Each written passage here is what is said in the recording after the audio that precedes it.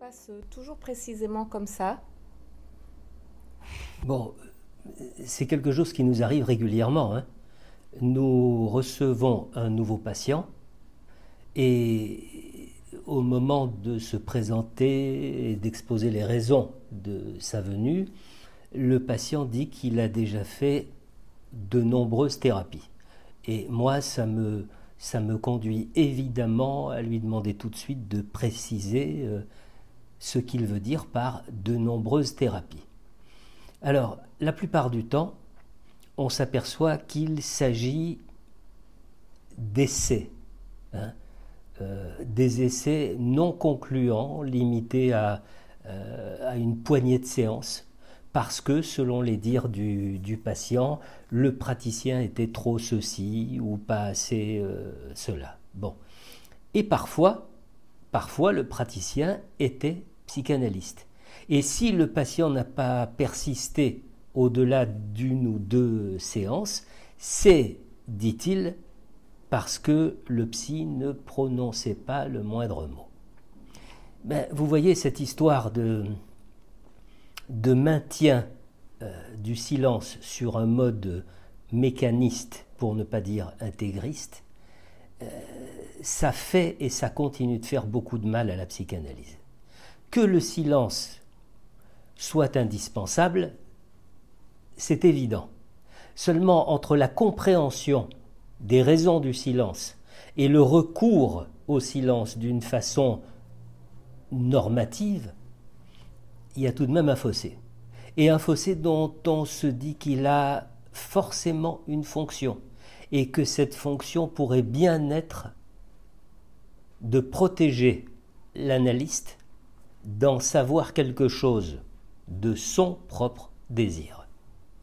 Déjà retenons que cette position souligne le formatage de nombreux analystes. Un formatage que l'on peut, quasiment qualifier de sectaire.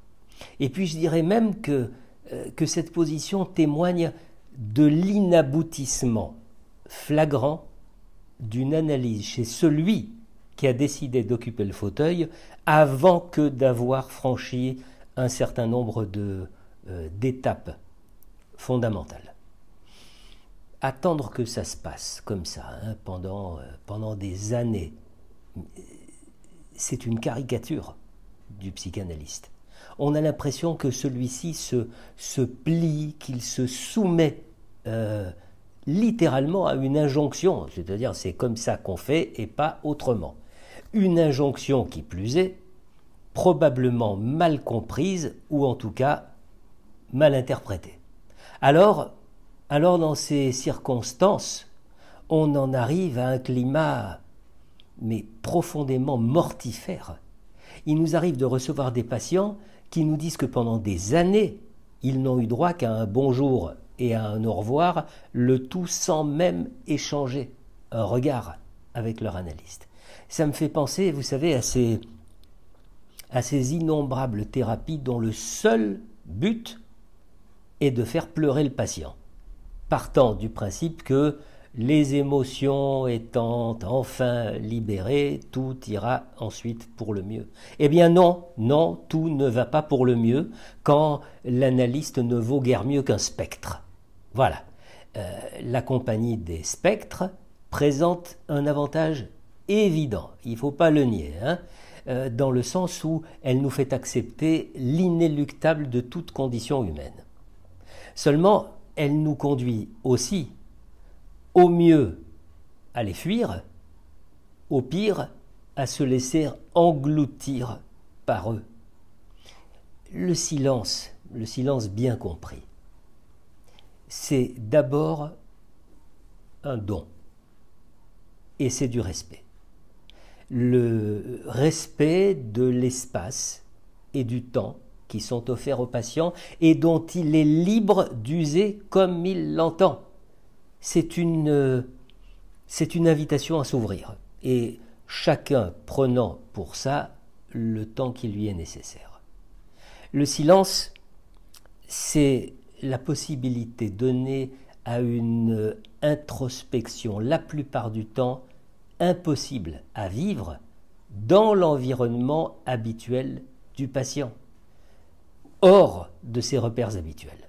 La possibilité pour lui d'entendre ce qu'il ne peut pas entendre venant du fond de lui et qui, au quotidien, est englouti par l'incessant bruit du monde.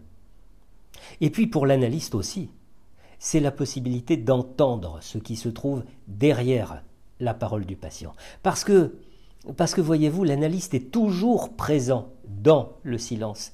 Je dirais même que sa parole est toujours présente par l'interprétation que fait le patient du silence. Ce silence-là, c'est un miroir. C'est un miroir qui lui permet de générer les transferts indispensables à l'analyse. Et puis toujours pour l'analyste, le silence, c'est un temps d'attente, un temps de disponibilité. C'est l'occasion de laisser venir ce qui vient dans son état d'attention flottante.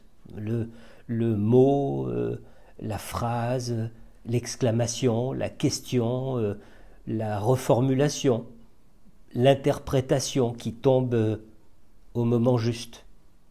Et là, je vous entends demander, mais qu'est-ce que c'est le moment juste? Eh bien, le moment juste, c'est le moment où le patient est prêt à recevoir ce matériau pour en faire quelque chose. Voilà. C'est une perche qui lui est tendue. C'est un tremplin qui lui est proposé afin qu'il rebondisse. Ce qui se passe en fait dans ce que l'on appelle généralement le travail d'inconscient à inconscient.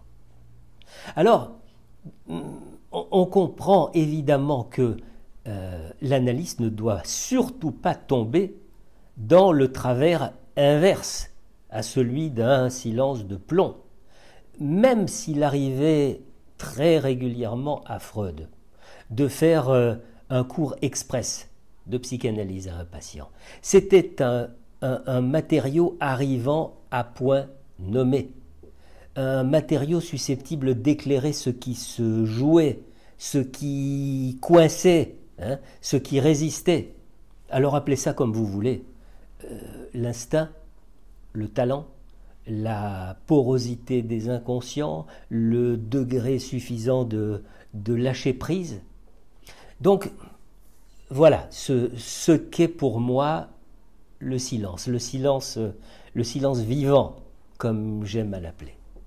Eh bien ce silence-là ne peut évidemment pas se résumer à une quelconque recette, à un mode d'emploi que l'on pourrait s'approprier simplement par copier-coller.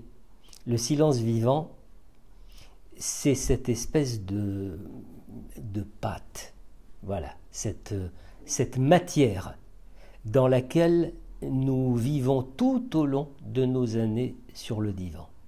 C'est ce que, dans le meilleur des cas, nous avons la chance d'expérimenter durant ce long vécu et qui se transmet, j'ai presque envie de dire, qui se transfuse de l'analyste à l'analysant, parce que tous deux partagent une intimité inégalable, incomparable.